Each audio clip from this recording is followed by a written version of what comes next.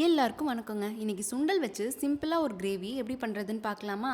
அதுக்கு ஃபஸ்ட்டு ஒரு கை ஃபுல்லாக சின்ன வெங்காயத்தை உரித்து நல்லா வணக்கிக்கலாங்க. வடை சட்டியில் கொஞ்சமாக எண்ணெய் விட்டு ஒரு கை ஃபுல்லாக சின்ன வெங்காயத்தையும் 4 பல் பூண்டையும் போட்டு நல்லா வணக்கிக்கலாங்க. கொஞ்சமாக புளி எடுத்து தண்ணியில் ஊற வச்சுட்டு சுண்டலையும் ரெடி பண்ணிக்கலாங்க.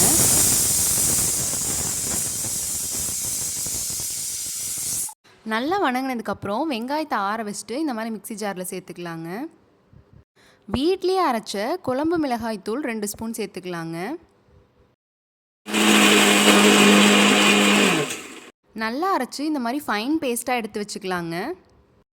இந்த கிரேவியை தாளிக்கிறதுக்காக வெங்காயம் தக்காளி எல்லாம் கட் பண்ணி எடுத்து வச்சுக்கலாங்க. கூடவே கருவேப்பிலையும் எடுத்து வச்சுக்கலாங்க. இப்போது ஒரு வடை சட்டி அடுப்பில் வச்சுட்டு 2 ஸ்பூன் எண்ணெய் விட்டுக்கலாங்க. எண்ணெய் சூடானதையும் கடுகு, கருவேப்பிலை, வெங்காயம் எல்லாத்தையும் போட்டு நல்லா வணக்கி விட்டுக்கலாங்க.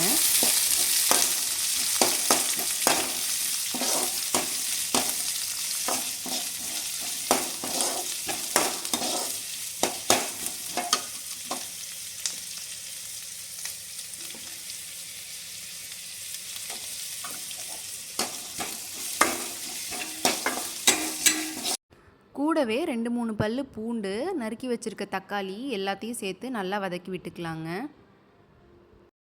இந்த மாதிரி நல்லா வதங்கினதுக்கப்புறம் வேக வச்சுருக்க சுண்டல் எடுத்து இதில் ஆட் பண்ணிக்கலாங்க.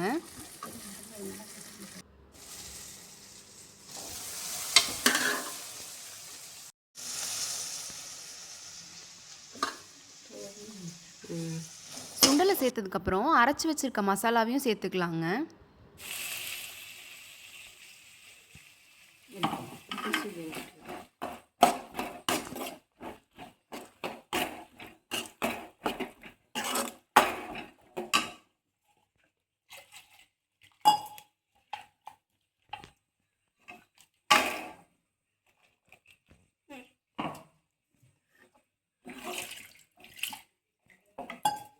இப்போது வேணுங்கிற அளவுக்கு தண்ணி ஊற்றி நல்லா கொதிக்க விட்டுடலாங்க.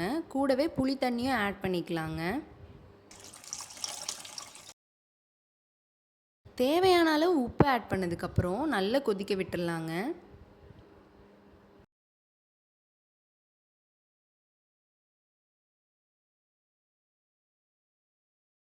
குழம்பு ஒரு பக்கம் கொதிச்சுட்டு இருக்கும்போதே ஒரு மிக்ஸி ஜார் எடுத்து ஒரு அரை மூடி தேங்காயை சின்ன சின்ன பீஸாக கட் பண்ணி சேர்த்துக்கலாங்க.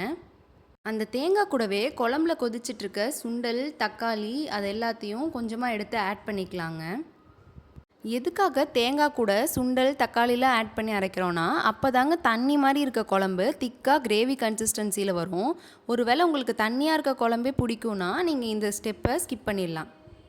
இப்போது தேங்காயை ஆட் பண்ணதுக்கப்புறம் நல்லா கிளறி விட்டுறலாம். ஒரு கொதி வர வரைக்கும் வெயிட் பண்ணலாம். இப்போ ஒரு கொதி வந்ததுக்கப்புறம் கொத்தமல்லி இலைகளை கொஞ்சமாக ஆட் பண்ணிக்கலாம். உங்களுக்கு தேவையான கன்சிஸ்டன்சி வந்ததுக்கப்புறமா நீங்கள் அடுப்பை ஆஃப் பண்ணிக்கலாங்க. நான் இன்றைக்கி கிரேவி கன்சிஸ்டன்சியில் தாங்க செஞ்சேன். ஏன்னா நான் சப்பாத்திக்கு தொட்டுக்கிறதுக்கு தாங்க செஞ்சேன். நீங்கள் இதை ஒயிட் ரைஸுக்கு தொட்டுக்கிட்டிங்கனாலும் ரொம்பவே டேஸ்ட்டாக இருக்குங்க. இந்த மாதிரி டெய்லி ஒரு வீடியோ பார்க்கணுன்னா மறக்காமல் சப்ஸ்கிரைப் பண்ணி வச்சுக்கோங்க. தேங்க்ஸ் ஃபார் வாட்சிங்.